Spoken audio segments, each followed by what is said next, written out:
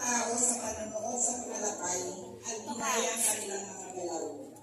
Ang Lagay Pantigin ay sumasalamin sa buhay na kultura ng Masbate, kung saan ang mga tao ay malapit sa kalikasan at puno ng sigla. Malugod nating palakpakan ang Marikina